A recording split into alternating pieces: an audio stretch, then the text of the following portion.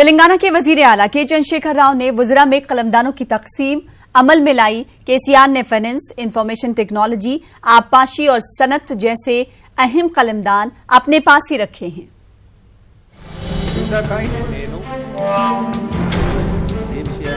तेलंगाना के वजीर आला के चंद्रशेखर राव ने तकरीबन 2 महीने के बाद काबीना में तौसीह की और 10 वज़रा को काबीना में शामिल किया। तौसीह के बाद काबीना 12 रुकनी हो गई है। इंदिरा किरण रेड्डी को जंगलात और माहौलियात, इंडोमेंट और कानून का कलमदान दिया गया है, जबकि टी श्रीनिवास यादव को अफजाइश मवेशियाँ, फिशरीज, डेयरी डेवलपमेंट और सिनेमेटोग्राफी का कलमदान सौंपा गया है। जगदीश्वर रेड्डी को इस बार तालीम का कलमदान सौंपा गया है, जबकि श्रीनिवास गौड़ को एक्साइज व नशाबंदी, sports, youth services, tourism, culture, archaeology का वजीर बनाया गया है। जबकि CH मल्ला रेड्डी को लेबर व employment, women and child welfare और स्किल डेवलपमेंट की वजारत दी गई है। के ईश्वर को समाजी भलाई, SC, ST, माइनॉरिटी, BC, माजूरीन और बुजुर्ग शहरियों के फलाह बहबूद का कलमदान दिया गया है। ई राजेंद्र साबिक में वजीर फाइनेंस है, इस बार मेडिकल एंड हेल्थ और खानदानी बहबूद का कलमदान दिया गया है। ई दयाकर राव को पंचायत राज और रूरल डेवलपमेंट का कलमदान दिया गया है, जबकि निरंजन रेड्डी नए वजीर ज़राअत के साथ साथ corporation, marketing, food, civil supply और उमूर सार्फिन होंगे। वी प्रशांत रेड्डी वजीर ट्रांसपोर्ट, रोड एंड बिल्डिंग, उमूर मुकन्ना और हाउसिंग होंगे। जो कलमदान किसी वजीर को नहीं दिए गए वो सब चीफ मिनिस्टर KCR के पास होंगे। वादे की KCR काबीना में इस बार भी ख्वातीन को जगह नहीं मिली है। अपोजिशन पार्टियों ने हुकूमत पर ख्वातीन मुखालिफ होने का इल्जाम लगाया है। Bureau report, news 18 Urdu. उधर तेलंगाना की खातून कांग्रेस लीडर N शारदा ने तेलंगाना काबीना में खवातीन को जगह नहीं देने पर TRS हुकूमत को तनकीद का निशाना बनाया। इन्होंने KCR पर खवातीन की तौहीन करने का इल्जाम लगाया। रियासती वजीर जगदीश रेड्डी की जानिब से किए गए मुतनाज़ा रिमार्क की इन्होंने मजम्मत भी की। आने वाले लोकसभा इलेक्शन में TRS को सबक सिखाने की खवातीन से अपील भी की। మంత్రివర్గ విస్తరణ మనం చూసాము। కనీసం 5 సంవత్సరాల తర్వాత ఈసారి మొదటిసారిగా చేసినటువంటి క్యాబినెట్ లో ఒక్క మహిళనన్నా ఉంటుంది అనేటువంటి ఇది అందరము ఆశపడ్డాము।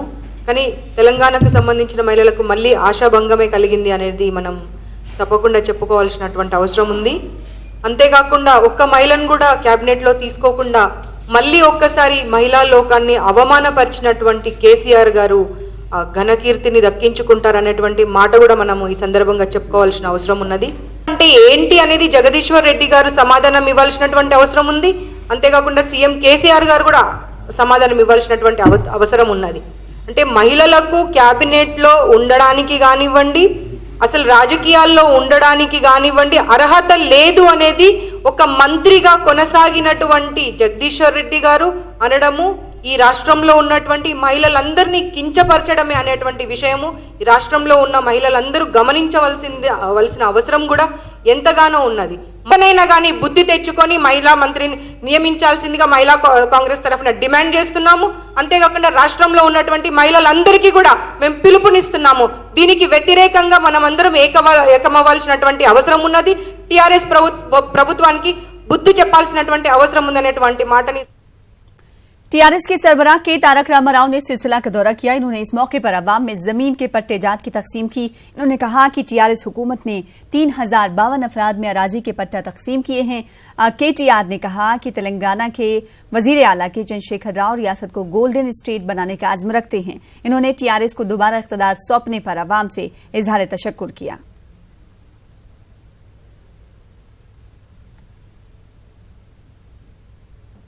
CPM लीडर सीताराम येचुरी ने बीजेपी पर इल्जाम लगाया है कि वो पुलवामा में हुए दहशतगर्दाना हमले पर सियासत कर रही है। उन्होंने कहा कि पुलवामा पर सियासत मुल्क के हक में बेहतर नहीं है। येचुरी ने बताया कि लोकसभा इंतखाबात के लिए उनकी पार्टी रियासती सतह पर इत्तेहाद कर रही है। सर्वदलीय पार्टियों की जो बैठक हुई उसके अंदर सब लोगों ने सरकार के साथ दिया, कहते हुए कि ये देश के सामने बहुत बड़ा हमला है, इसके हमें जो है देश को बचाने के लिए जो भी जरूरत है वो करे। जब विपक्ष जो है अपनी रिस्पॉन्सिबिलिटी दिखा रही है, सरकार खुद और भाजपा के अध्यक्ष, राष्ट्रीय अध्यक्ष, वो खुद जाके भाषण में कहते हैं कि इस बार हम तगड़ा जवाब देंगे आतंकवादियों को, क्योंकि ये कांग्रेस की सरकार नहीं है, ये बीजेपी भाजपा की सरकार है। अब इस तरीके की पॉलिटिसाइज करने की क्या मतलब है, जब सब पूरा देश एकजुट है। इसका सीधा सीधा मकसद ये तो सवाल पैदा होता है। पिछले 5 साल भी तो भाजपा की सरकार थी।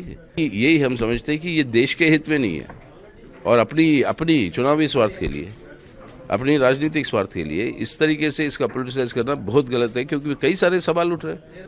अब वो गवर्नर है आपके वहाँ का चीफ एडमिनिस्ट्रेटर, जब वो कहते हैं इंटेलिजेंस फेल्यूर हुआ है तो कौन है अकाउंटेबल? ये अगर पाकिस्तान से भी आया तो कैसे आ पाया इतने बड़े तादाद में? तो ये सब सवाल अब उठेंगे। एक तरीके की ये गठबंधनें बनेगी और कोऑपरेशन बनेगा, जो भी बनेगा वहाँ पर जो मुख्य मकसद है कि भाजपा को के खिलाफ जो वोट है उसके अंदर बंटवारा ना हो। और ये जो भी होगा गठबंधन जो बनाएगा, एक वैकल्पिक सरकार जो बनाएगा 2019 में, वो गठबंधन हर समय देश के अंदर बना था चुनाव के बाद ही। आप कोई प्रीपोल इसमें नहीं जाएंगे? अच्छा, स्टेट वाइज बता रहा हूँ मैं, स्टेट वाइज हम कर रहे हैं, बातचीतें कर रहे हैं, स्टेट वाइज हम जाएंगे। तेलंगाना असेंबली का बजट इजलास 22 फरवरी से शुरू होने जा रहा है। तेलंगाना असेंबली के स्पीकर पोचाराम श्रीनिवास रेड्डी ने पुलिस कमिश्नर अंजनी कुमार को नकायद से पाक सिक्योरिटी फराहम करने की हिदायत दी। असेंबली स्पीकर ने सिक्योरिटी की सूरत-ए-हाल का जायजा लिया। इस इजलास में कौंसिल चेयरमैन स्वामी गौड़, डिप्टी चेयरमैन विद्यासागर राव, रियासती वजीर उमूर मुकन्नना प्रशांत रेड्डी, पुलिस ओहदेदार, फायर सर्विस और दीगर महकमों के अफसरों ने इजलास में शिरकत की। స్పీకర్ గారు నేతృత్వంలో ఒక కోఆర్డినేషన్ మీటింగ్ జరిగింది అసెంబ్లీలో. ఈ మీటింగ్లో ఆనరబుల్ చైర్మన్ గారు, డిప్యూటీ చైర్మన్ గారు, ఆనరబుల్ మినిస్టర్ గారు, తర్వాత డిపార్ట్మెంట్ తరఫు నుంచి Hyderabad city police, Cyberabad Rachakonda police, intelligence department, security wing, traffic wing, తర్వాత స్పెషల్ ప్రొటెక్షన్ ఫోర్స్ డీజీ గారు కూడా అటెండ్ చేశారు. ఫైర్ డిపార్ట్మెంట్ తరఫు నుంచి కూడా సీనియర్ ఆఫీసర్ వచ్చారు. ఈ అసెంబ్లీ సెషన్లో మన తరఫు నుంచి, సిటీ పోలీస్ తరఫు నుంచి యాక్సెస్ కంట్రోల్, తర్వాత యాంటీ సబోటాజ్ చెక్ అండ్ అన్ని regulations like previous times and most important traffic arrangement newly elected మినిస్టర్స్కి, ఎంఆర్సీ, తర్వాత ప్రైవేట్ రెసిడెన్స్ తరఫు నుంచి ఆనరబుల్ మెంబర్స్ ఆఫ్ అసెంబ్లీ, తర్వాత కౌన్సిల్స్కి ట్రాఫిక్ మూవ్మెంట్ గురించి అన్ని డిస్కషన్ జరిగింది. We are confident everything will be peaceful and from all the departments collectively we are working in good harmony. Hyderabad के हसन नगर की जामिया इस्लामिया अहयाल उलूम निस्वा में खत्म बुखारी शरीफ के उन्वान से एक प्रोग्राम मुनक्किद किया गया। मौलाना खालिद सैफुल्लाह रहमानी की निगरानी में 8 तालिबात की खत्म बुखारी कराई गई। मौलाना रहमानी के हाथों मदरसे की जानिब से 7 तालिबात को इस्नाद और बुखारी शरीफ की 2 जिल्द इनाम के तौर पर पेश की गई। मौलाना रहमानी ने खिताब करते हुए कहा कि अपनी बच्चियों को दीनी व असरी तालीमात से आरास्ता कराना बहुत जरूरी है। मदरसे के नाजिम मौलाना इमामुद्दीन जामई ने कहा कि मदरसे के सिलसिले में जिन अफराद को शक है कि यहाँ पर दहशतगर्दी की तालीम दी जाती, इन्हें मदरसों का दौरा करना चाहिए।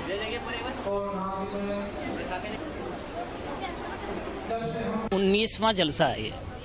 आज हमारे मदरसे से फारिग होने वाली 8 तालिबात को शोबे आलमियत की तकमील पर तौसीफ़ी असनाद यानी सर्टिफिकेट हवाले किया जाएगा। मदरसे इस्लामिया को जो फसाद की बुनियाद और दहशतगर्दी का अड्डा कहा जा रहा है, ये दरअसल हमारे बिरादरान वतन की तरफ से जो है एक सोची समझी जो है वो साजिश हो सकता है, लेकिन ये अमन और सलामती की दरसगाहें हैं।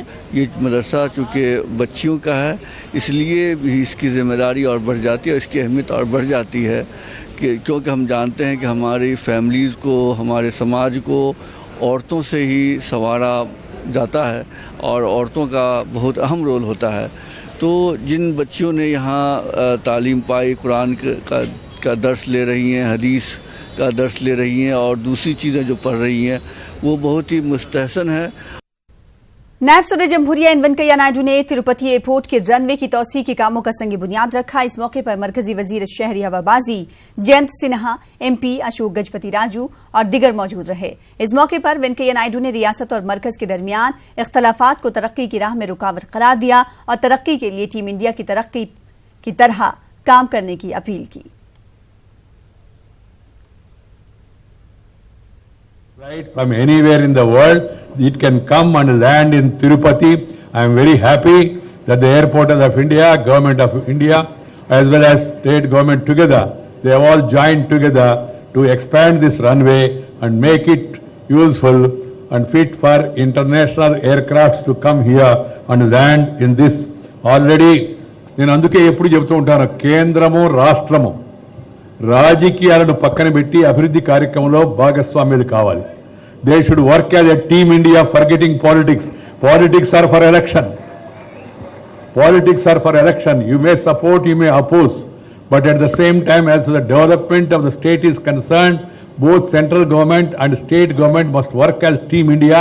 I am very happy that the Prime Minister Shri Narendra Bhai Modi has given a call for Team India. And secondly, he has also given a call for reform, perform and transform the nation. Andhra Pradesh के वजीर P पिल्ला राव ने कोंडा विरुडू के किसानों से मुलाकात की। उन्होंने किसान खुदकुशी मामले पर सियासत करने का इल्जाम लगाया। इन्होंने कहा कि खुदकुशी करने वाले किसान की जमीन पर सीएम का हेलीपैड तामीर नहीं किया गया। इस मामले पर अपोजिशन लीडर जगनमोहन रेड्डी सियासत कर रहे हैं। इन्होंने मजीद कहा कि अमवाद पर सियासत नहीं जगनमोहन रेड्डी ना करें। इन्होंने वाजे कर दिया कि सीएम के हेलीकॉप्टर के हेलीपैड की तामीर के लिए किसान की जमीन नहीं ली गई। किसान की मौत की वजह जांच के बाद सामने आएगी। ఈ పొలానికి ఎటువంటి సంబంధం ఉందా? లేదు. ఆ రైతుకి దీనికి ఎలాంటి సంబంధం లేదు కదా, అది క్లియర్. చనిపోయిన రైతుకి ఈ పొలానికి ఎలాంటి సంబంధం లేదు. ఓకే, చెప్పండి సార్. చనిపోయిన అతను మా బావమరిదేను. మాకు చాలా బాధగానే ఉంటుంది అతను చనిపోవటం. అతను ఆ నైట్ మా అందరితో పాటు తిరిగాడు ఈ పొలం కోసం. ఈ హెలీప్యాడ్ వేస్తానికి కూడా డిఎస్పీ గారు, నేను, ఈ కృష్ణా గారిని కనుక్కొని ఇది కొన్న ఆయనతో కూడా డీల్ చేసి, దీంట్లో ఆయన శివారెడ్డి గారు కూడా ఉన్నాడు మాట్లాడిన దాంట్లో. డిఎస్పీ గారితో పర్మిషన్ తీసుకొని వాళ్ళు వేసుకోమంటేనే దీంట్లో మేము హెలీప్యాడ్ వేసాము. మందు దాగి చనిపోయాడా, ఎవరైనా కొడితే చనిపోయాడా, వాస్తవాలు బయటకు వస్తాయి. వాస్తవాలు బయటికి రాకముందే శవ రాజకీయాలు చేస్తూ ఉన్నారు. ఇక్కడ ఉన్న మహానటులు కొంతమంది ఏమి తప్పుడు సమాచారం ఇచ్చారో, గాలి వార్తలు ఇచ్చారో. జగన్మోహన్ రెడ్డి మాత్రం ఈ భూమి కోట ఇది, బొప్పాయి పంట ధ్వంసం చేశారు, తట్టుకోలేక చనిపోయాడు, మానవతా దృక్పథం ఉండాలని జగన్మోహన్ రెడ్డి మాత్రం ట్విట్టర్లో పెట్టాడు. మానవతా దృక్పథం అసలు జగన్మోహన్ రెడ్డి ఉంటే కదా అడగటానికి. एपी के वज़ीर दाखिला चिन्ना राजप्पा ने किसान की खुदकुशी मामले पर कहा कि तेलुगुदेशम के दौरे हुकूमत में पुलिस अवाम की सिक्योरिटी के लिए है, इन्हें नुकसान पहुंचाने और मारने के लिए नहीं। इन्होंने किसान की खुदकुशी मामले पर अपोजिशन पर सियासत करने का इल्जाम लगाया। मौत पर सियासत नहीं करने की जगनमोहन रेड्डी से मांग भी की।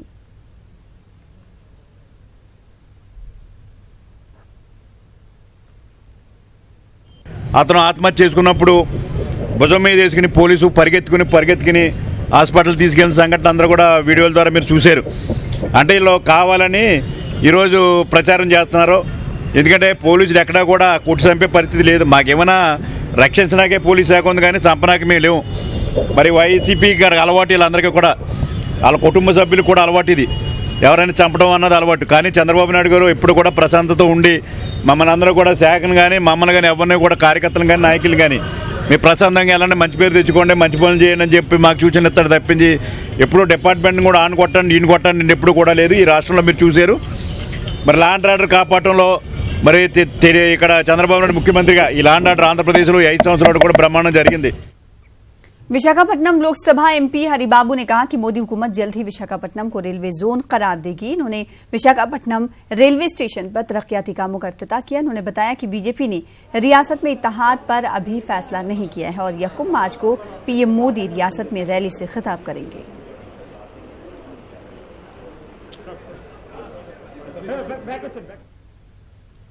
उधर आंध्र प्रदेश के वजीर दाखिला चिन्ना राजप्पा ने राजा महेंद्रवरम में नेशनल हाईवे पर फ्लाईओवर की तामीर के लिए संग बुनियाद रखा। इन्होंने कहा कि हुकूमत सफर को आसान बनाने और सड़क हादसात के इंसदाद के लिए फ्लाईओवर तामीर कर रही है। इस मौके पर एमपी मुरली मोहन भी मौजूद रहे।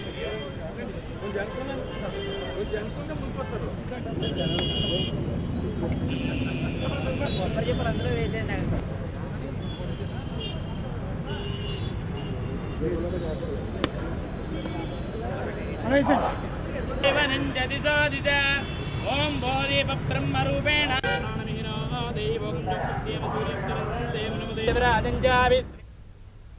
आंध्र प्रदेश कांग्रेस के सदर एन रघुवीरा रेड्डी ने कहा कि रियासत को खुसूसी दर्जा कांग्रेस के जरिए ही मुमकिन है। इन्होंने कहा कि मकामी पार्टियां और बीजेपी रियासत को खुसूसी दर्जा फराहम नहीं कर सकती। इन्होंने अवाम से झूठे वादों पर एतबार नहीं करने की भी अपील की।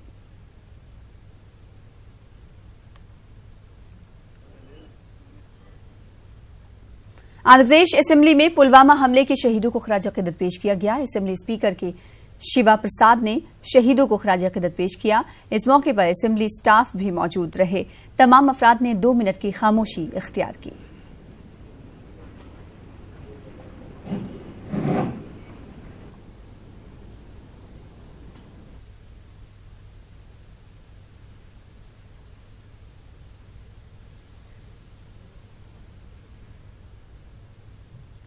आगे बढ़ेंगे। मुल्क भर में जारी बीएसएनएल मुलाजमीन की 3 रोजा हड़ताल का आज इख्तिताम अमल में लाया गया। यह हड़ताल 4G स्पेक्ट्रम सर्विस और मुलाजमीन को 2 साल का बाकी पे रिवीजन देने का मुतालबा किया गया। एहतजाजी मुलाजमीन ने इंतबाह दिया कि अगर हुकूमत मुतालबात को नजरअंदाज करेगी तो हड़ताल में मजीद शिद्दत लाई जाएगी और मांग पूरी होने तक एहतजाज किया जाएगा।